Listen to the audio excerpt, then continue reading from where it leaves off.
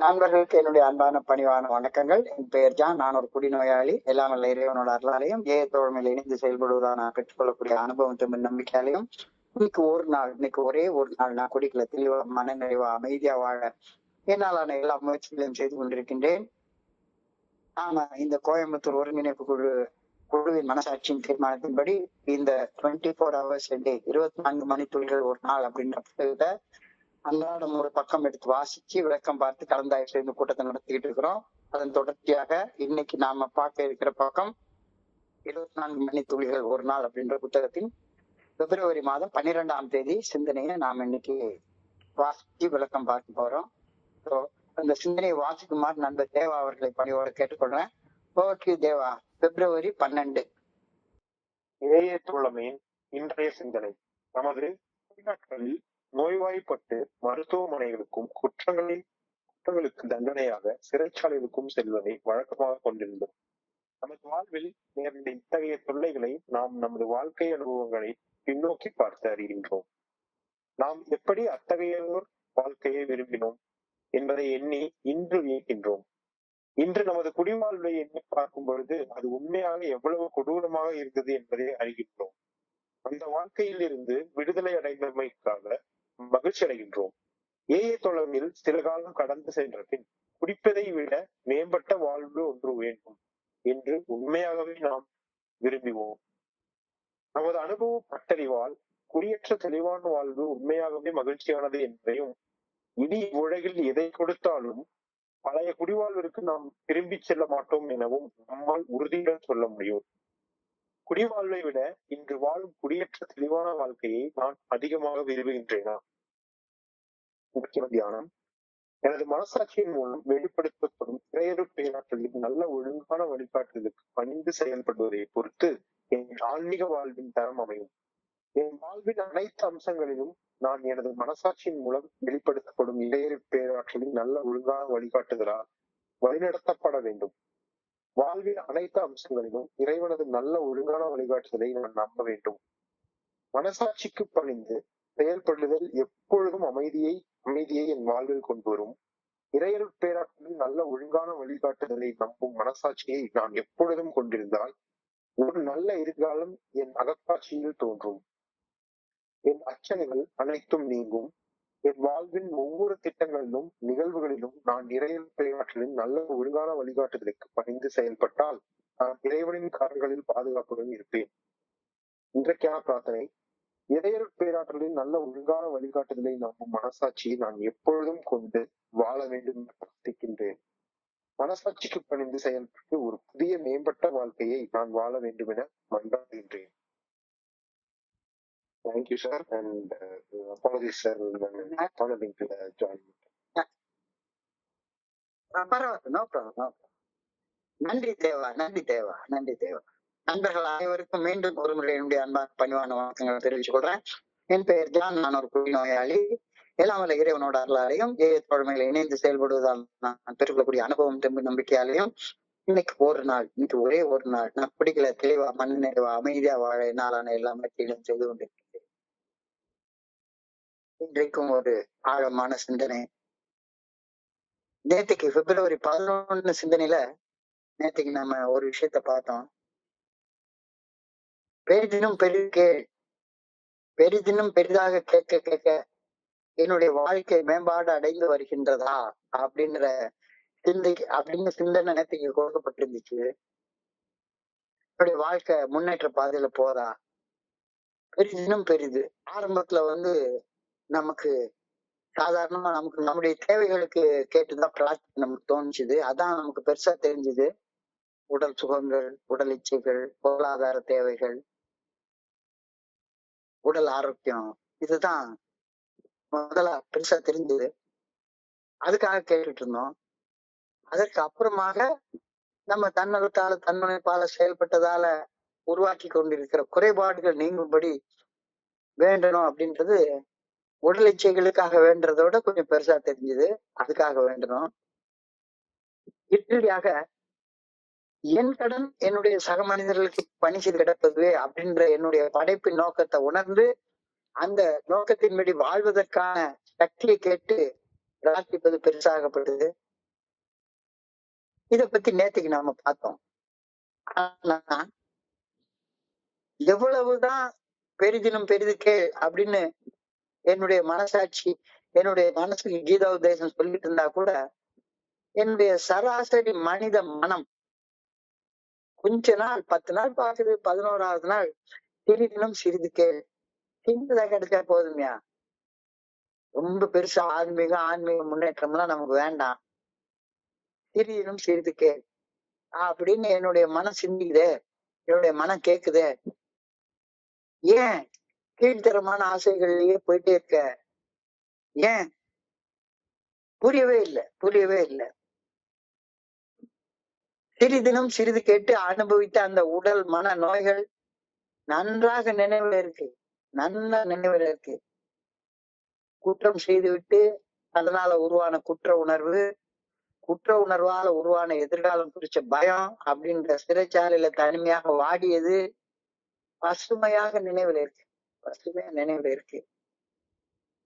ஆனா எல்லா நினைவுல இருந்தாலும் கூட மீண்டும் மீண்டும் மீண்டும் மீண்டும் என்னுடைய சராசரி மனித மனம் சிறியதிலும் சிறியதை கேட்டுக்கொண்டே இருக்கு, பெருசுக்கு போகவே மாட்டேங்குது. என் கடன் பணி செய்து கிடப்பதுன்னு வாயால பேசுறனே ஒழிஞ்சு, அன்றாட வாழ்க்கைன்னு வர்றப்ப ஏதாச்சும் ஒரு சிற்றின்பத்துக்காகத்தான் அலையுது மனசு, பாயுது, பாயுது. தவிர்க்கவே முடியல, தவிர்க்கவே முடியல. ஏன் இப்படி சின்னதுக்கே ஆசைப்பட்டுட்டு இருக்கோம், சிற்றின்பத்துக்கே ஆசைப்பட்டுட்டு இருக்கோம்? நல்லா தெரியுத எவ்வளவு கஷ்டப்பட்டுட்டோம், ஆனாலும் மனசு என்னமோ அதே திசையிலே தானே போயிட்டு இருக்கு அப்படின்னு சிந்திக்கிறதுக்கு இன்னைக்கு சொல்றாரு. இந்த நிலையில எனக்கு ஒரு திரைப்பட பாடல் ஒரு ஞாபகத்துக்கு வருது. கடவுள் பாதி மிருகம் பாதி கலந்து செய்த கலவை நான், வெளியே மிருகம் உள்ளே கடவுள் விளங்க முடியா கவிதை நான், மிருகம் கொன்று உணவாய் தின்று கடவுள் வளர்க்க பார்க்கின்றேன், ஆனால் கடவுள் கொன்று உணவாய் தின்று மிருகம் மட்டும் வளர்கிறது. இது ஒரு பாடல் இருக்கிற ஒரு பாடலாசிரியர் வயர் எழுதுகிறார். கடவுள் பாதி மிருகம் பாதி. எனக்குள்ளார கடவுள் இருக்கு, மிருகம் இருக்கு. வெளியே நான் மிருகமா இருக்கேன், உள்ளுக்குள்ளார எனக்கும் அன்பு இருக்கு, பாசம் இருக்கு, எல்லாம் இருக்கு, ஃபெலோஷிப் இருக்கு, எல்லாம் இருக்கு. ஆனாலும் கூட அந்த அகங்காரம், ஆணவம், குணக்கோளாறு அதெல்லாம் வெளியே மிருகத்தனமா இருக்குது. இந்த மிருகத்தை கொன்று உணவாய் தின்று உள்ள இருக்கிற கடவுளை வளர்க்கணும்னு பாக்குறேன். ஆனா கடவுளை தின்னுட்டு மிருகம் மட்டும் வளர்ந்துட்டே இருக்க, என்னடா இது ஒண்ணுமே புரியல. ஒரு பக்கம் என்னுடைய மிருக இயல்பு, செயல் அடிமைத்தனம், அடிக்ஷன். மறுபக்கம் என்னுடைய தெய்வீக இயல்பு, சுதந்திர இயல்பு. இந்த செயல் அடிமைத்தனத்துக்கும் சுதந்திரத்துக்கும் இடையில சிக்கிக்கிட்டு தவிச்சுக்கிட்டே உட்கார்ந்துருப்பேன். என்னுடைய அந்த மிருக இயல்பும் மனித இயல்பும் தெய்வீக இயல்பு ஒண்ணுக்கு ஒண்ணு சண்டை போட்டுக்கிட்டே என்னுடைய மனசை ஒரு போர்க்களமாகவே மாற்றி வச்சிருக்கிறது. ஒரு பரிதாபமான நிலை. எப்போ பார்த்தாலும் மன அமைதி இல்லாம ஏதாச்சும் ஒரு உள்ளுக்குள்ளார ஒரு உணர்வு தடுமாற்றம், உணர்வு கொந்தளிப்பு இருந்துகிட்டே இருக்கு. என்னுடைய குருஜி சொல்லுவாரு, குருஷேத்திர யுத்த களத்தை நினைவு கொண்டு வா, அந்த யுத்த காலத்துல அர்ஜுனனுடைய தேரை கற்பனை பண்ணி பாரு. அர்ஜுனனுடைய தேர் எல்லா வீட்லயும் அது படமா போட்டிருப்பாங்க, அர்ஜுனுடைய தேர். நான் படிக்கிற காலத்துல எல்லாம் என்னுடைய ஒர்க்கிங் டேபிள் அதுதான் மேல இருக்கும். கிருஷ்ண பரமாத்மா தேர் ஓட்டுறாரு. குருஷேத்திரம் என்பது மனிதனாகிய என்னுடைய ஊனியல் உள்ள எலும்பு சதை கொண்ட ஒரு உடம்போட வாழக்கூடிய வாழ்க்கை. என்னுடைய உடம்புதான் குருஷேத்திரம், யுத்த களம். போர்க்களத்துல போரிட்டு போய் நன்மைக்கும் தீமைக்கும் இடையில ஒரு போராட்டம் தொடர்ந்து நடந்துகிட்டே இருக்குது. நன்மைகள் ஆண்டவர்கள், தீமைகள் கௌரவர்கள். ரெண்டுமே மனசுக்குள்ளார, மிருகம் பாதி கடவுள் பாதி, ரெண்டு இருக்கு எனக்குள்ளார. தேர் என்பது என்னுடைய உடம்பு, 5 குதிரைகள் என்பது என்னுடைய 5 புலன்கள், கண், காது, மூக்கு, நாக்கு, தோல். குதிரைக்கு போட்டிருக்கிற கடிவாளம் என்னுடைய மனம், குதிரைக்கு போட்டிருக்கிற கடிவாளம் என்னுடைய மனம் என்ற 6வது புலன். கிருஷ்ண பரமாத்மா என்னுடைய புத்தி, சூப்பர் கான்சியஸ்னஸ் என்னை ஈர்க்கிறவர். அப்ப மனசுக்கும் புத்திக்கும் உள்ள டிஃபரன்ஸ் என்னன்னு சொல்றாரு. மனம் வந்து எமோஷனலா கேட்கிறது. எமோஷனலா டெசிஷன் எடுத்தா என்னுடைய மனசை வச்சு டெசிஷன் எடுக்கிறேன். புத்தி வந்து ரேஷனல், யதார்த்தமா நான் என்ன செய்யணும் இந்த சூழ்நிலைக்கு அப்படின்னு எனக்குள்ளா இருக்கக்கூடிய பரமாத்மா என்னுடைய மனசாட்சி மூலமாக எனக்கு வழி காட்டுறாரு. ஸோ தேர்ல பின்னால உட்கார்ந்து இருக்கிறது அர்ஜுனன், ஜீவாத்மா. ஸோ தேர் போன்ற அந்த உடல்ல குடியிருக்கக்கூடிய ஜீவாத்மா, 5 குதிரைகள் போன்ற இந்திரியங்கள், புலன்கள், மனசு போன்ற கடிவாளம், கான்சியஸாக இருக்கக்கூடிய பரமாத்மா. எப்ப அர்ஜுனன் பரமாத்மா பரத சாரதி கையில டிரைவர் சீட்ல இருக்கிறத விட்டுட்டு அவர் சொன்னபடி செயல்படுறானோ அப்ப வாழ்க்கையில நன்மை ஜெயித்து தீமை அழிக்கப்படும். மனம் என்ற கடிவாளம் தீமைகள் கையில போயிடுச்சு அப்படின்னு சொல்லிட்டா, மனம் போன போக்குல செயல்பட்டா தீமைகள் அழிந்து நன்மைகள் அழிந்து தீமைகள் ஜெயிச்சு வாழ்க்கையில தோல்வி ஏற்பட்டுரும். சோ இதுதான் சூட்சமம் அப்படின்னு என்னுடைய குருஜி எனக்கு சொல்லுவார். ரொம்ப கஷ்டமான கான்செப்ட் புரிஞ்சு கொள்ள. ஆனா இதுதான் கான்செப்ட். மனித இயல்பு, என்னுடைய சாதாரண சராசரி மனித இயல்பு, ஊன் உடம்பு, எலும்பு சதையும் உள்ள ஒரு உடம்பு. இந்த உடம்புக்குன்னு ஒரு தனி சட்டம் இருக்கு. இது எப்ப பார்த்தாலும் ஆசைப்பட்டுக்கிட்டே இருக்கும், எது மேலேயாவது இச்சை வச்சுக்கிட்டே இருக்கும், எதையாவது ஒன்ன பற்றிக்கணும்னு நினைக்கும். சோ மனம் ஆசைப்பட்டதை அடைந்து தன்மனை போல அடுத்தவங்களோட நான் பெரியவன் அப்படின்னு நிரூபிச்சு வாழ மட்டும்தான் விரும்புது. நான் நினைச்சதெல்லாம் அடையணும், எல்லாத்தோட நான் பெரியவனா இருக்கணும் அப்படின்னு வாழ மட்டும்தான் என்னுடைய மனசு விரும்புது. அப்படி மனசு விரும்புறதுனால எப்பவுமே மனசாட்சிக்கு முரண்பட்டே இருக்குது. அதனாலதான் அது இன்னர் கான்ஃபிளிக்ட் அப்படின்னு சொல்றாங்க. உள்ளுக்குள்ளார நடக்கக்கூடிய அந்த குருஷேத்திர போர், அந்த இன்னர் கான்ஃபிளிக்ட் எனக்குள்ளார எப்பவுமே நடந்துகிட்டே இருக்குது. ஆசைகள், இச்சைகள், தன்னலம், தன்மனைப்பு, அதை பூர்த்தி செய்து கொள்ள தவறு செய்து அந்த தவறுகளால வலி, வேதனை, துன்பம், துயரம் ஆகியவற்றை அனுபவிச்ச உடனே வாழ்ந்துட்டே இருக்கிறேன் நான். எல்லா மனிதனுடைய வாழ்க்கையும் இப்படிதான் போயிருக்கு. தவறு செய்வதால ஏற்படக்கூடிய விளைவுதான வலி, வேதனை, துன்பம், துயரம் எல்லாம். தவறு செய்யலைன்னா துன்பம், துயரம் வராது. அப்ப தவறு செய்யறது எதுக்காக? மனம் என்ற கடிவாளத்தை மனசாட்சி கையில கொடுக்காம, பரமாத்மா கையில கொடுக்காம நான் தீமைகள் கையில கொடுத்தேன் அப்படின்னு சொன்னா யாரு மாதிரி கொண்டு போயிட்டு இருக்கோம். சோ தவறு செய்தாகிலும் என்ன செஞ்சாலும் சரிதான், என்னுடைய தன்னலத்தையும் தன்மனைப்பையும் பூர்த்தி செய்து கொள்ள வேண்டும் அப்படின்றது என்னுடைய ஊனியல்பு, என்னுடைய எலும்பு சாதையில எழுதப்பட்டிருக்கிற ஒரு சட்டம். அது அப்படித்தான் சொல்லுது. என்ன சிறிதிலும் சிறிது கேள், சிறிதிலும் சிறிது கேள். என்ன நடந்தாலும் பரவாயில்ல, எவ்வளவு பெரிய பரமாத்மாவுடைய கீதாபதேசத்தை கேட்டாலும் சரி, புத்தருடைய போதனையை கேட்டாலும் சரி, ஜீசஸுடைய போதனையை கேட்டாலும் சரி, என்னுடைய சராசரி மனித இயல்பு என்ன செஞ்சாலும் தன்னலத்தையும் தன்முனைப்பையும் பூர்த்தி செய்து கொள் அப்படின்னு தான் எனக்கு ஒரு கட்டளை கொடுத்துட்டே இருக்குது. இதனால என்ன ஆகுது? என்னுடைய வாழ்க்கையே ஒரு போர்க்களமாக மாறி அமைதி இழக்கப்பட்டு, அமைதி இல்லாம உணர்வு தடுமாற்றங்களோட எப்ப பார்த்தாலும் நான் வாழ்ந்துட்டே இருக்கிறேன். பெரிதினம் பெரிது கேட்க எவ்வளவு முயன்றாலும் இந்த மனித உடம்புல உள்ள அந்த இச்சையின் ஆணவத்தின் ஈர்ப்பு தவறு செய்ய மட்டும்தான் தூண்டு. ஒரு அடிக்டிவ் பர்சனாலிட்டி. இதோடைய விளைவு என்ன?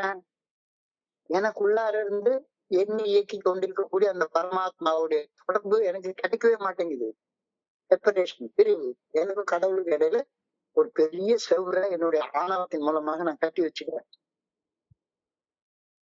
என்னுடைய அந்த ஊன் உடம்பின் இயல்பு, ஊன் உடம்புல எழுதப்பட்டிருக்கிற சட்டம், அந்த சட்டம் தான் என்னை வழி நடத்திக்கிட்டே இருக்குது. அதனால என்னால இதை புரிஞ்சு கொள்ளவே முடியல. இந்த போராட்டத்தை எப்படி தீர்க்கிறது? கான்ஸ்டன்டா நடந்துட்டு இருக்கு இந்த போராட்டம். என்னுடைய குருஜி சிம்பிளா சொல்லுவாரு, கடிவாளத்தை கடவுளுடைய கையில கொடுத்துட்டு, கடிவாளத்தை மனசாட்சியுடைய கையில கொடுத்துட்டு, மனசாட்சி காட்டும் நல்ல ஒழுங்கான வழிகாட்டுதல் செயல்பட்டா மட்டும்தான் இந்த செப்பரேஷன் போய் இறைவனை உணர்வதை நோக்கி, இறையற்பிராட்டியை உணர்வதை நோக்கி நாம் முன்னேற முடியும் அப்படின்ற கருத்து உங்களால தொடர்ந்து சொல்லப்பட்டுக்கிட்டே இருக்கு. கடவுளுடைய கையில, மனசாட்சியுடைய கையில நான் செயல்படும் தீர்மானங்கள் அளிக்கப்படும் போது குருஷேத்திர யுத்தத்துல நான் எப்படி வெற்றி பெறுவது என்ற வழிய யாரு? கடவுள் காட்டுறாரு. என்ன செஞ்சு வாழ்க்கையில நிம்மதியா நிறைவா நான் பெற்றுக்கொள்ளணும்ன்ற வழிய அவர் காட்டுறாரு. அவர் காட்டுற வழியில நான் செயல்பட்டா வெற்றி நிச்சயம், இல்லைன்னா தோல்வி நிச்சயம். Simple simple. ரொம்ப அழகா சொல்லிட்டாரு. ஸோ நான் என்னுடைய அந்த 5 புலன்களை அடக்கும் மனம் என்ற அந்த கடிவாளத்தை கடவுள் கையில கொடுக்காம புல இன்பங்களுக்காக மட்டுமே செயல்பட்டு வாழ்ந்த போது அனுபவித்த உடல் நோய்கள், மன நோய்கள் எத்தனை எத்தனை எத்தனை எத்தனை, அனுபவிச்ச குற்ற உணர்வு, பயம், அது எவ்வளவு கொடூரமா இருந்துச்சு. இதுதான் இன்னைக்கு சிந்தனையுடைய முதல் வரி. இதுதான் இன்னைக்கு சிந்தனையுடைய முதல் வரி. As we look back on all those troubles we used to have when we were drinking, the hospitals, the jails, we wonder how we could have wanted that life. பின்னோக்கி பார்த்து குடிச்சிட்டு இருந்த காலகட்டங்கள்ல நாம அனுபவிச்ச வலி, வேதனை, துன்பம், துயரம், எத்தனை தடவை ஹாஸ்பிட்டலுக்கு போய் அட்மிட் ஆயிருக்கிறது, எத்தனை ட்ரீட்மெண்ட் சென்டர், எவ்வளவு குற்றம் செஞ்சுட்டு குற்ற உணர்வு, எவ்வளவு ட்ரையலு, எத்தனையோ பேர் ஜெயிலுக்கு போறது, போலீஸ் ஸ்டேஷனுக்கு போறது, கோர்ட்டுக்கு போறது, எவ்வளவு பொருளாதார இழப்பு. இந்த வாழ்க்கை விரும்பக்கூடிய வாழ்க்கையா? நிச்சயமா நம்ம விரும்பல. இந்த வாழ்க்கை வேணும்னு நம்ம விரும்பல. ஆனாலும் நம்மளுடைய அந்த இயல்பு, சராசரி மனித இயல்பு இந்த வாழ்க்கையே வாழ வச்சுக்கிட்டே இருக்கு. when we were drinking, அதாவது மனம் போன போக்குல செயல்பட்டு வாழ்ந்த போது, there were troubles, hospitals and jails.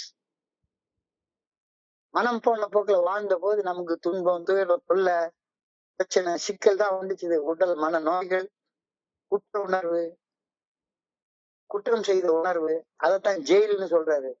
தனிமை சிறையில் அடைஞ்சு பயத்தோட எவ்வளவு காலம் வாழ்ந்து கொண்டிருந்தோம். So as we look back on all those troubles we used to have when we were drinking, the hospitals, the jails, we wonder how we could have wanted that life. அதை நம்ம விரும்பி இருக்க முடியவே முடியாது. ஆனாலும் அந்த வாழ்க்கையை எத்தனை வருஷ காலம் வாழ்ந்துட்டோம், விரும்பாத ஒரு வாழ்க்கைய. இந்த சனியனை எப்படியாச்சும் விட்டு துவைச்சிடணும்டான்னு சொல்லிட்டே இருக்கிறான். ஆனா அந்த சனியனோட தான் கட்டி பிடிச்சு சண்டை போட்டுட்டே கிடக்குறேன். We wonder how we could have wanted that life. போராட்டம் நிரம்பிய வாழ்க்கை, போராட்டம் நிரம்பிய வாழ்க்கைய அந்த நாம விரும்பியா வாழ்ந்துட்டு இருந்தோம். இல்ல, என்ன செய்யறதுன்னு தெரியல, சத்தியமா தெரியல, சத்தியமா விரும்பி அப்படி வாழல. ஆனா இப்ப அடுத்த வரையில ஏஏ தோழமை பரிந்துரைக்கக்கூடிய 12 படிகள் இங்க மேற்கொள்ளும் செயல் திட்டம் அந்த போராட்ட வாழ்வில் இருந்து விடுதலை அளிக்கிறது. We are glad that we are out of it. இப்ப அந்த நாம விரும்பாத வாழ்க்கையை வாழ்றதுல இருந்து வெளியே வந்து விரும்புற ஒரு வாழ்க்கையை வாழ்ற நிலைக்கு வந்துட்டதுக்காக நாம சந்தோஷம் அடைகிறோம். As we look back at it now, we see our drinking life as it really was. We are glad we are out of it. இப்ப அதுல இருந்து வெளியே வந்ததுக்கு சந்தோஷப்படுறோம். உண்மைதான். ஸோ இந்த உடம்பின் உடம்பு சத எலும்பு, ரத்தம், சத எலும்புள்ள இந்த செத்து போகக்கூடிய உடம்பின் சட்டப்படி, இந்த உடம்புக்குள்ளார ஒரு சட்டம் இருக்கு, இச்சைகள் இருக்கு, ஆசைகள் இருக்கு. இந்த உடம்பின் சட்டப்படி ஒரு செயல் அடிமையாக செயல்பட்டு வாழ்ந்ததால் நாம அறவே விரும்பாத, நமக்கு பிடிக்காத ஒரு வாழ்க்கையை வாழ்ந்து கொண்டிருந்தோம் அப்படின்றது உண்மைதானே? எத்தனை வருஷ காலங்கள். இந்த வாழ்க்கைக்கு பேர் தானே செயல் அடிமைத்தனமான வாழ்க்கை, அடிக்டிவ் லைஃப். பிடிக்கல. ஆனா அதே வாழ்க்கைய வாழ்ந்துட்டு இருக்கோம். நமக்கு பிடிச்ச வாழ்க்கைய வாழ்றது ஆசைப்படுறோம். ஆனா முடியல. அந்த ஊழியர் தடுக்குது. உடம்புல எழுதி வச்சிருக்கிற அந்த சட்டம் தடுக்குது. Law of the flush, law of the ஃபிளஷ்ன்னு வேதத்துல எழுதியிருக்காங்க. So, இப்ப தலைமை பரிந்துரைக்கக்கூடிய 12 படிகளை நீங்க மேற்கொள்ளும் செயல் திட்டத்தின்படி வாழ்ற வாழ்க்கை நமக்கு அந்த ஊழியல் சட்டப்படி வாழ்ந்த செயல் அடிமைத்தனமான வாழ்க்கையில இருந்து ஒரு விடுதலை கொண்டுது. இப்ப இந்த வாழ்க்கை பிடிக்குது, மேலும் மேலும் பிடிக்குது. இந்த ஆனந்தமான வாழ்க்கையை வாழ விரும்புறோம். ஆனாலும் குறுக்க வர்றது எது? அந்த ஊழியல் சட்டப்படி நமக்குள்ளார வரக்கூடிய சோதனைகள், இச்சைகள், ஆசைகள், பற்றுக்கள். ஆனாலும் கஷ்டப்பட்டு இந்த வர வர தொடர்ந்து இந்த மாதிரியான சில விஷயங்களை கேட்க கேட்க கேட்க after few months AA we find that we honestly say that we want something else more than physical pleasure alone. வெறுமன உடல் இன்பங்கள், உடல் இச்சைகள், உடல் சுகங்கள் இதையும் தாண்டி பெருசு ஒண்ணு வேணும். பெரிதினும் பெரிது உனக்கு ஒண்ணு வேணும். இது எப்போ வருது? முதல்ல வரல.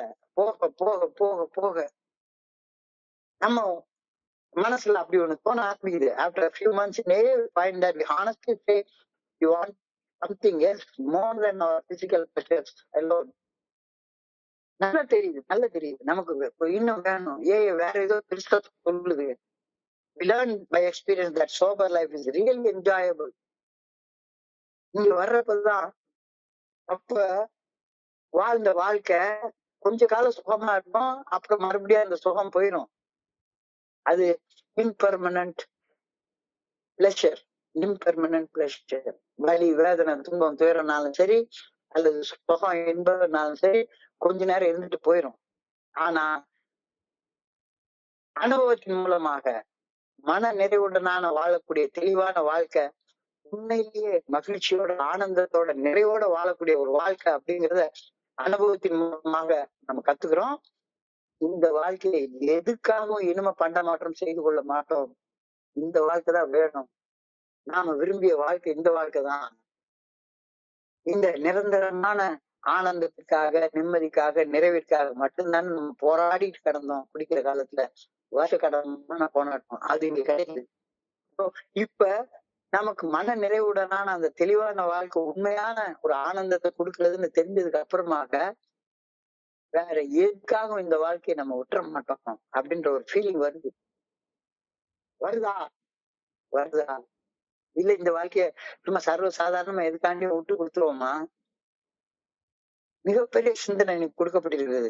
நான் தோழமையில வந்து இணைந்து பல மாதங்கள், பல வருடங்கள் ஆன பின்னாலையும் என் உடலின் சட்டங்களின்படி உடல் இன்பத்தை அளிக்கும் செயல்கள் மட்டுமே செய்து அதே பழைய வேதனை, வலி, துன்பம், துயரத்துல சிக்கிக் கொண்டு வருத்தம் பட விரும்புகின்றேனா? இல்ல நிறைவான மனத்தெளிவோட வாழ வேண்டும்னா அந்த நிறைவான மனத்தெளிவுடனான வாழ்க்கையை மகிழ்வோடு அனுபவிச்சு வாழணும்னா பழைய உடல் இன்பங்களுக்கான வாழ்க்கை மட்டுமே செயல்பட்டு வாழக்கூடிய அந்த அடிக்டிவ் லைஃப்ல இருந்து விடுபட விரும்புகின்றேனா? ஏதாச்சும் ஒரு அடிக்ஷன், ஏதாச்சும் ஒரு மரக்கட்டையை பிடிச்சுக்கிட்டு அதுலயே சாஞ்சிக்கிட்டு கடவுளை விட்டுட்டு, கடவுளுடைய நல்ல ஒழுங்கான வழிகாட்டுதலை விட்டுட்டு என் மனம் போன போக்கிலே இன்னும் வாழணும்னு ஆசைப்பட்டுட்டு இருக்கேன்னா, இல்ல எனக்கு இந்த நிறைவான மனத்தெளிவுடனான இந்த sober life has it become really enjoyable. இன்னைக்கு தோழமை பரிந்துரைக்கக்கூடிய 12 படிகள் அடங்கிய மீட்படையும் செயல் திட்டம் வழங்கும் மன நிறைவுடனான தெளிவுத்தன்மையை உடல் சுகங்களுக்காக, தன்முனைப்புக்காக பண்ட மாற்றம் செய்து கொள்ள நான் தயாரா இருக்கேன். இன்னும் இன்னைக்கு ஒரு நாள் லீவ் விட்டுருவோம். இன்னைக்கு ஒரே ஒரு நாள் எதையாச்சும் தப்பு செஞ்சுப்போம். ஊர் அடிச்சு ஒல்லையில போட்டு இன்னைக்கு ஏதாச்சும் கொஞ்சம் சம்பாதிச்சுப்போம். இன்னைக்கு ஒரு நாளைக்கு நப்பாசையில ஏதாச்சும் காம ரீதியான, பாலியல் ரீதியான தவறுகள் ஏதாவது கொஞ்சம் செஞ்சுப்போம். வாழ்க்கை ரொம்ப போர் அடிக்குது அப்படின்ற ஃபீல் இன்னும் இருக்கா? இல்ல நிறைவுடனான மன தெளிவுடன் வாழக்கூடிய இந்த வாழ்க்கை உண்மையில என்ஜாயபிளா இருக்கா? இந்த கேள்வியை தான் இன்னைக்கு கேட்கிறேன். Do I want to keep sober a lot more than I want to drink? இந்த மன தெளிவுடனான வாழ்க்கைய வாழ்றத வேற எல்லாத்தோட மேல வைக்க நான் விரும்புறேனா? பெரிதினும் பெரிது கேட்க ஆசைப்படுறேன்னா, இல்ல சிரிச்சு போதும், சிறிதினும் சிறிதுதான் உலக வாழ்க்கையில இன்பம் தரும், சுகம் தரும் அப்படின்னு இன்னும் நினைச்சிட்டு இருக்கேன். நேற்றுக்கு சிந்தனையா இன்னொரு கோணத்துல இருந்து பார்த்து சொல்றாரு. Is it good to be sober or does it feel good to seek pleasures of drinking? எது பெருசு? எது பெருசு? உடல் இன்பங்களுக்காக, சுகங்களுக்காக, இச்சைகளுக்காக ஏதாச்சும் தப்பு செய்து வாழ்றது சுகமா இருக்கா? இல்ல இறைவனுடைய நல்ல ஒழுங்கான வழிகாட்டுதல் 12 படிகள் நீங்க மீட்படையும் செயல்திட்டத்தை ஃபாலோ பண்ணி ஒரு நிறைவான தெளிவுடனான வாழ்க்கை வாழ்றது நன்மையாக இருக்குதா? ரெண்டுல எது? யோசிச்சு பாரு.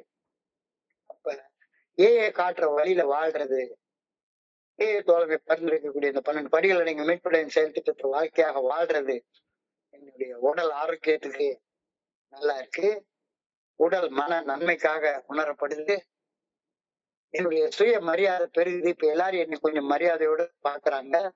சுய மரியாதை எனக்கு நானே நன்மையா உணர்றேன். எனக்கு நல்லா தெரியுது, வலி வேதனையோ அல்லது சுக துக்கமோ வந்துட்டு போகும் தன்மையுடையது, அனிச்சையா, இம்பெர்மனன்ட் அப்படின்றது நல்லா புரியுது. தேவையான அளவு பணம் எப்பவுமே இருக்குது, தேவையான அளவு பணம் இருக்குது. அதாவது நிறைவான மன தெளிவுடன் வாழ்வதற்கு லட்ச லட்சமா கோடி கோடியாலாம் பணம் தேவையில்லை. பணம் தானா வரும். 16 செல்வங்கள்ல ஒரு செல்வம் பணம். 16 செல்வம் உனக்கு வரும். எப்ப ஏஏ தோழமை பரிந்துரை 12 படிகளை நீங்க மேற்பட செயல் திட்டத்தை வாழ்க்கையா வாழ்றப்ப உனக்கு 16 செல்வமும் வரும். அந்த 16 செல்வத்துல ஒரு செல்வம் பணம், பொருட்செல்வம். நல்ல வாழ்க்கை வாழ்றதுக்கு, நிம்மதியா வாழ்றதுக்கு பணம் பெருசா தேவையே இல்லை அப்படின்றது நிச்சயமாக எல்லாருக்கும் புரிய வரும். நான் விரும்பும் உறவினராக, நான் விரும்பக்கூடிய ஒரு நண்பராக எல்லாருக்கும் இருக்க முடியுது. ஒரு காலத்துல எல்லாருமே இவனை கண்டு தெரிச்சு ஓடியே போயிடுவாங்க. இன்னைக்கு என்னுடைய சக மனிதர்கள் விரும்பக்கூடிய உறவினராக, என்னுடைய சக மனிதர்களை விரும்பக்கூடிய நண்பனாக என்னால் இருக்க முடியுது. மன கவலைகள் பெருசா இல்ல. பெரிய பெரிய பெரிய வெற்றிகள் தரக்கூடிய அந்த ஆனந்தத்தை சின்ன சின்ன செயல்கள் செய்யக்கூடிய வெற்றிகள் கூட எனக்கு கொடுக்குது. இந்த மீட்டிங் முடிச்சுட்டு போனாலே ஒரு மனசுல ஒரு பெரிய நிம்மதி, சந்தோஷம். தொடர்ந்து இதை செய்யறோம், ஒரு ஒரு நிம்மதி கிடைக்குது. பெரிய பெரிய வெற்றிகள் தரும் அந்த ஆனந்த உணர்வை சிறு சிறு விஷயங்களை நிறைவாக செய்யறது கூட கொடுக்குது. உறவுகள் மேம்படுது. என்னுடைய செயல் அடிமைத்தனம் போய் சுதந்திரமா வாழக்கூடிய ஒரு உணர்வு கிடைக்குது. யாருக்கும் பயந்து பேச வேண்டிய அவசியமே கிடையாது. நிமிர்ந்த நன்னடை, நேர்கொண்ட பாரு, கண்ணுக்கு பார்த்து பேச முடியுது. எல்லாத்துக்கும் மேல என்னுடைய எதிர்கால சந்ததிக்கு ஒரு நேர்மறை பாதிப்பை உருவாக்க என்னால முடியுது. எந்த நண்பர் பேசினாலும் சரிதான், உங்ககிட்ட ஒரு பாசிட்டிவ் இம்பாக்ட், ஒரு நேர்மறை பாதிப்பை என்னால உருவாக்க முடியுது. சோ இதையெல்லாம் வச்சு யோசிச்சு பாரு. Do you still want that drinking life or do you want a sober life? பெரிதும் பெரிது கேக்குறியா? இல்ல சிரிச்சு போதும், நான் அதே மாதிரி பண்ணி மாதிரியே அகதியில கிடந்து புறந்துட்டு கிடக்கிறது தான் சந்தோஷமா இருக்குதுன்னு இன்னமும் நினைச்சிட்டு இருக்கியா? அப்போ இதை தொடர்ந்து ஒரு தியானம். இந்த நிம்மதியான நிறைவான சோப்பர் லைஃப் உனக்கு எப்ப கிடைக்கும்? அந்த நிம்மதியான நிறைவான sober life, your spiritual life depends upon your inner consciousness of God. மிக ஆழமான சிந்தனை, மிக ஆழமான சிந்தனை. எனக்கு இந்த ஏழை தோழமையில ரொம்ப பிடிச்ச ஒரு வார்த்தை அப்படின்னு சொல்லி பார்த்தா, இங்கதான் காடுக்கு நான் ஒரு புதிய விளக்கமே கண்டுபிடிச்சேன். காட் என்றால் பில்டர்லி சொன்னபடி குட் ஆர்டர்லி டைரக்ஷன். இறைவனை எங்கேயோ வானங்களுக்கு மேல எங்கேயோ இருக்கக்கூடிய ஒரு ஆடுன்னு நான் நினைச்சிட்டு இருந்தேன். எனக்குள்ளார இருந்து என்னைய வழி நடத்தி போகக்கூடிய அந்த பரமாத்மா எனக்குள்ளார இருக்கிறாரு. அவர்தான் பார்த்த சாரதி. பேர் என்னுடைய உடம்பு, என்னுடைய உடம்பு இயக்கி கொண்டிருக்கக்கூடிய அந்த பிரபஞ்ச இயக்க பேராட்டுல எனக்குள்ளாரதான் இருக்கு. இப்போ காட் என்றால் குட் ஆலிட்டி ஆக்ஷன், நல்ல ஒழுங்கான வழிகாட்டுதல். என்னுடைய உள் மனதுல, என்னுடைய ஆழ் மனதுல உழைந்திருக்கக்கூடிய மனசாட்சியின் மூலம் மட்டுமே எனக்கு இறைவனுடைய நல்ல ஒழுங்கான வழிகாட்டுதல் கொடுக்கப்படுகின்றது. அதை நான் பெற்றுக்கொள்றேன். அந்த ஆழ் மனதின் நல்ல ஒழுங்கான வழிகாட்டுதலுக்கு பணிந்து செயல்பட்டால் அப்பதான் என்னால ஒரு நிம்மதியான, நிறைவான, ஒரு மன தெளிவுடனான ஒரு ஆன்மீக வாழ்க்கையை வாழ முடியும் அப்படின்ற கருத்தை நீ சொல்ற. My spiritual life depends upon my inner consciousness of God. So நான் அந்த நல்ல ஒழுங்கான வழிகாட்டுதலால் அந்த இறைவனால வழி நடத்தப்பட வேண்டும். அப்பதான் எனக்கு என்னுடைய அந்த சிறிதினம் சிறிது கேட்கக்கூடிய மனப்பான்மையில இருந்து பெரிதினம் பெரிது கேட்கக்கூடிய மனப்பான்மைக்கு என்னால வர முடியும். I must trust the good orderly direction of God in all things. அது சின்ன விஷயமா இருந்தாலும் செய்வேன். என்ன சாப்பிடுறது அப்படின்ற சாதாரண விஷயத்துல இருந்து மிகப்பெரிய தியானம் பண்ணக்கூடிய விஷயம் வரைக்கும் I must trust the good orderly direction of God. Good orderly direction of God brings peace. இறைவனுடைய நல்ல ஒழுங்கான வழிகாட்டுதல் அமைதிய, நிம்மதிய, நிறைவை என் மனசுக்குள்ள கொண்டு வருது. Following the good orderly direction of God helps me overcome fear. அச்சம் இல்லாம வாழ்றதுக்கு இறைவனுடைய அந்த நல்ல ஒழுங்கான வழிகாட்டுதல், கான்சியன்ஸுக்கு பணிஞ்சு செயல்படக்கூடிய செயல் எனக்குள்ள பயமே இல்லாம கொடுத்தது. In every single happening event, I am conscious of the good orderly direction of my conscience. நிகழக்கூடிய ஒவ்வொரு செயலையும் நான் விடக்கூடிய ஒவ்வொரு மூச்சிலையும், என்னுடைய ஒவ்வொரு இதய துடிப்புலையும், நான் பேசக்கூடிய ஒவ்வொரு பேச்சிலையும், நான் செய்யக்கூடிய ஒவ்வொரு செயலையும் I am conscious of the good orderly direction of my creator. I am safe. பாதுகாப்போட இருக்கிறேன். I am safe in the good orderly direction of God. So இன்னைக்கு தியானத்துக்கு இது எல்லாத்தையுமே கொடுத்திருக்கிறாங்க. So நீ எப்பவுமே அந்த லோயர் கான்சியன்ஸுக்கு போயிட்டு கீழே இழுத்து போற விஷயங்களுக்கு இன்பத்துக்காக செயல்படுறதுனால எவ்வளவு பெரிய பிரச்சனைகளை, வலிய, வேதனையை எனக்குள்ள உருவாக்கி வச்சிருக்கேன். ஆனா நான் என்னுடைய மனசுல இருந்து வெளிப்படக்கூடிய, மனசாட்சியில இருந்து வெளிப்படக்கூடிய நல்ல ஒழுங்கான வழிகாட்டுதல உறுதியாக நம்ப ஆரம்பிக்கிற நேரத்துல எவ்வளவு பெரிய நல்லதுகள்லாம் நடக்குது. உடம்பு ஆரோக்கியமா இருக்கு, செல்ஃப் ரெஸ்பெக்ட் பெருகுது, வலி வேதனைகள் எல்லாம் மறையுது, நிறைவான கண்டென்டட் சோபர் லைஃப் எனக்கு கிடைக்குது. எல்லாருக்கும் விரும்பக்கூடிய ஒரு மனிதனாக, உறவினனாக, ஒரு நண்பனாக என்னால வாழ முடியுது. கவலைப்படாம வாழ முடியுது. கவலைப்படாம, பயம் இல்லாம எந்த விஷயங்களை செய்தாலும் செய்யலாம். அதை மன நிறைவோட, ஈடுபாட்டோட செய்ய முடியுது.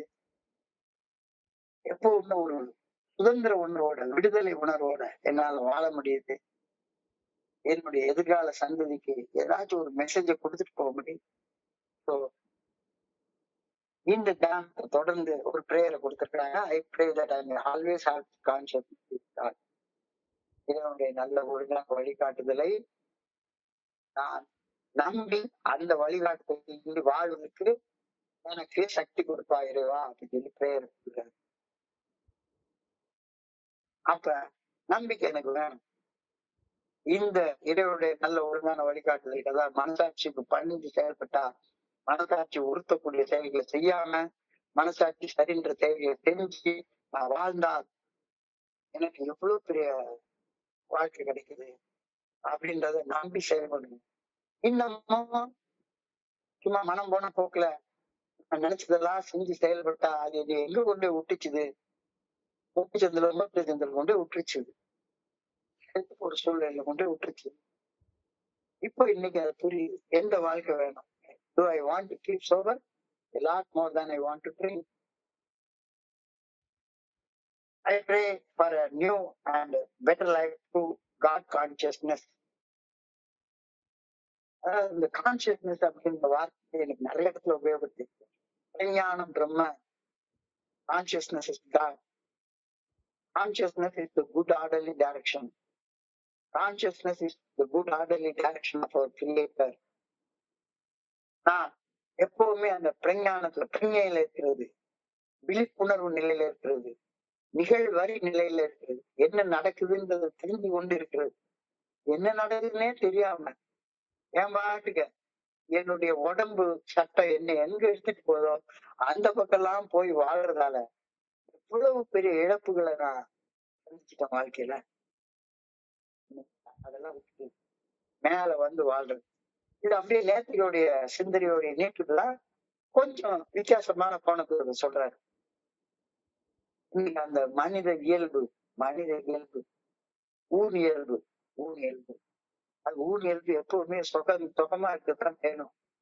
வேலை செய்யறது நாளைக்கு செஞ்சுக்கலாம்ப்பா, வேலை செய்யறது நாளைக்கு செஞ்சுக்கலாம், இன்னைக்கு ஒரு நாளைக்கு படுத்து வந்துக்கலாம்.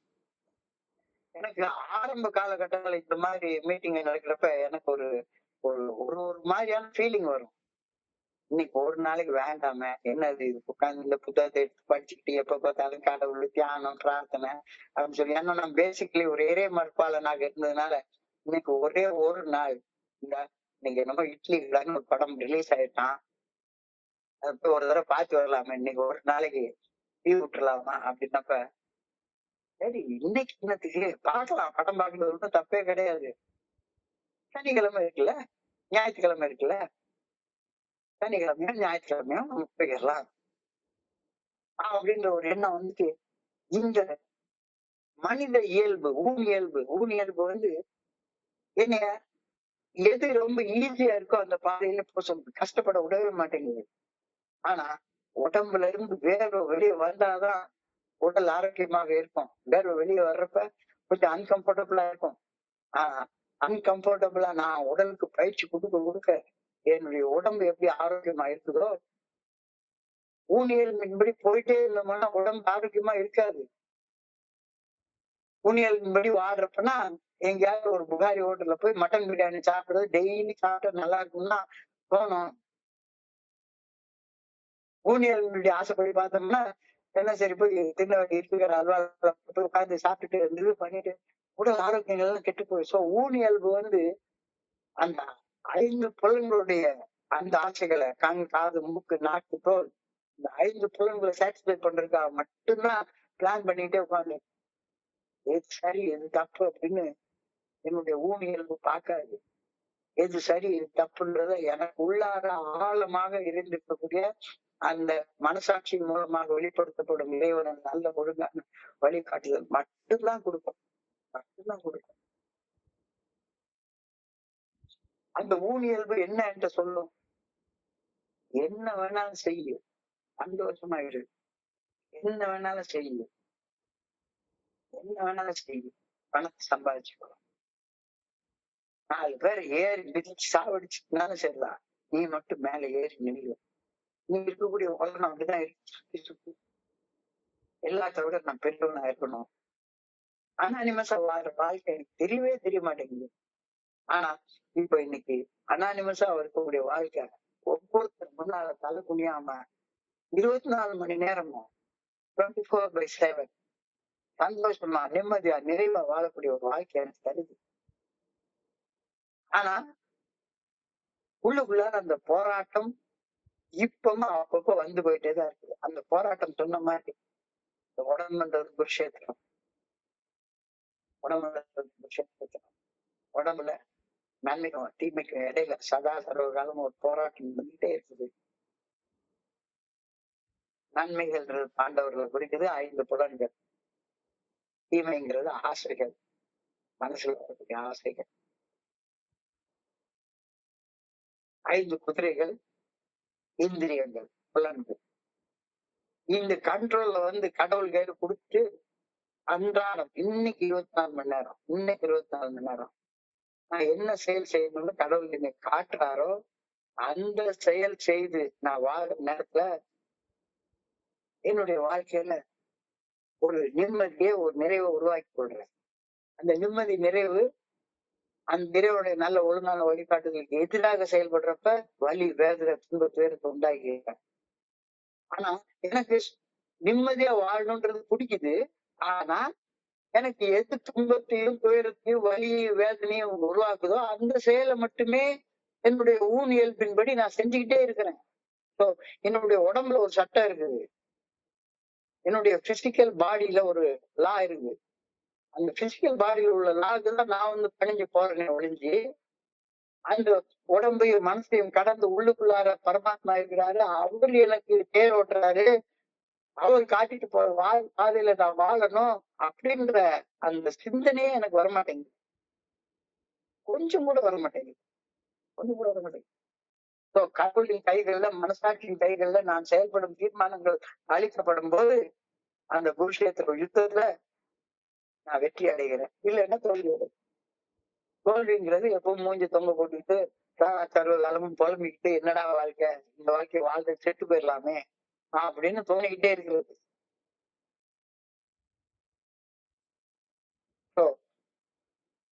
ரொம்ப அழகான மிகப்பெரிய சிந்தனை இன்னைக்கு ஒரு ஏழை தோழமையில வந்து இணைந்து எனக்கு இந்த பெற்றுக்கொண்ட இந்த வாழ்க்கைய, அற்புதமான வாழ்க்கைய சாதாரண சிற்றின்பங்களுக்கு பணிஞ்சு தூக்கி தூர போட்டு நான் விரும்பிட்டு இருக்கேன். நான் விரும்பிட்டு இருக்கிறேன். எவ்வளவோ போராடி பெற்ற அந்த விடுதலை, எவ்வளவோ போராடி பெற்ற விடுதலை. கண்ணீர் விட்டோம் வளர்த்தோம் சர்வேசா, கண்ணீர் விட்டுலாம் வளர்த்தோம் கருக திருமூலமா அப்படின்னு பாரதியார் இடத்துல எழுதுவார் மகாகவி. கண்ணீர் விட்டா வளர்த்தோம், கண்ணீர் விட்டுலயே அந்த சுதந்திரத்தை வாங்கினோம். எவ்வளவு வேதனை, எவ்வளவு வலி. இவ்வளவு வாங்கிட்டு ஏக்குள்ளார வந்துட்டு சர்வ சாதாரண ஒரு மைக்க கண்ட உடனே அந்த வாழ்க்கை அப்படி தூரத்துக்கு போட்டுற. ஒரு சீட்டுக்கட்டை பார்த்த உடனே எல்லாம் போயிடுது. ஒரு சாப்பாட்டை பார்த்த உடனே போயிடுது. ஒரு பெண்ணை பார்த்த உடனே போயிடுது. எப்படி இது? இந்த செயலடித்தனத்துல இருந்து விடுபடுவதற்காக, அடிக்ஷன்ல இருந்து விடுபடுவதற்காக கண்ணீர் விட்டுல இந்த சுதந்திரத்தை வாங்கணும், ரத்த சிந்தில இந்த சுதந்திரத்தை வாங்கணும். எவ்வளவு மருத்துவமனைகள், எவ்வளவு சிகிச்சைகள், எவ்வளவு குற்றங்கள், எவ்வளவு குற்ற உணர்ச்சி, இதுல இருந்தெல்லாம் விடுபட்டு இந்த வாழ்க்கையை வாங்கிட்டு கண்ணீர் விட்டு வாங்கின இந்த சுதந்திரத்தை சும்மா கஷ்டலைக்கு தூரத்துக்கு போட்டு போயிடுறதா? யோசிச்சு பாரு, யோசிச்சு பாரு. ஜஸ்ட் லைக் தட் தூரம் போட்டாரு. அதுக்கு நீ என்ன செய்யணும்? My spiritual life depends upon my inner consciousness. God என்றால் குட் ஆர்டர்லி டைரக்ஷன், நல்ல ஒழுங்கான வழிகாட்டுதல். என்னுடைய ஆள் மனதுல இருந்து என்னுடைய மனசாட்சியின் மூலமாக அந்த நல்ல ஒழுங்கான வழிகாட்டுதல் என்னுடைய ஒவ்வொரு அணுவுடைய இயக்கத்திலையும் இருந்துட்டே இருக்குது. அதுக்கு பணிஞ்சு செயல்படுற நேரத்துல நான் நிறைவான நிம்மதியான வாங்கிக்கிறேன். I should be led by my conscience. I must trust the good orderly direction of my conscience. அந்த குட் ஆர்டர்லி டைரக்ஷன் எனக்குள்ளார நிம்மதியை, நிறைவ, சந்தோஷத்தை நான் நம்புறேன். என்னுடைய பயம் இல்லாம வாழ வைக்குது. எல்லாமே இத தெளிவாக மிக ஆழமான சிந்தனை, மிக ஆழமான தியானம், மிக ஆழமான பிரேயர். இன்றைய சிந்தனையும் இன்றைய பிரேயரையும் இன்றைய தியானத்தையும் படிக்கிற பெயர் மனதை கணக்கு சிந்தனைகளை உங்க கூட பகிர்ந்து கொள்ள இந்த வாழ்க்கை உருவாக்கி கொடுத்த இந்த குழுவிற்கு என்னுடைய மிக பணிவான நன்றிகளை தெரிவித்துக் கொள்றேன். பொறுமையாக கேட்ட ஒவ்வொரு நண்பருக்கும் என்னுடைய பணிவான நன்றிகள். இந்த இரவு பொழுது நண்பர்களுக்கு இனிமையான இரவாக அமைய இறைவனை நான் பணியோடு வேண்டிக் கொள்றேன். நன்றி, நன்றி, நன்றி, நன்றி, நன்றி. வாழ்க வையகம், வாழ்க வளமுடன். ஒரு நண்பர் கேட்டுக்கிறாரு 24/7 அப்படின்னா என்னன்னு கேட்டுக்கிறாரு. 24ன்னா ஒரு நாளைக்கு 24 மணி நேரம், ஒரு வாரத்துக்கு 7 நாள், வாரம் முழுக்க 24 மணி நேரமும் தொடர்ந்து ஒரு நிமிஷம், ஒரு நொடி கூட உட்படாம இவருடைய நல்ல ஒழுங்கான வழிகாட்டுதலை பின்பற்றி வாழ்தல் அப்படின்ற கருத்து அந்த நண்பருக்கு, ரஞ்சித்குமார் நண்பருக்கு நான் சொல்லிட்டேன். இந்த வாழ்க்கைக்கு நன்றி. பொறுமையாக கேட்ட ஒவ்வொரு நண்பருக்கும் என்னுடைய பணிவான நன்றிகள். Over to you, Vimal Kumar. Thank you so much. Thank you so much.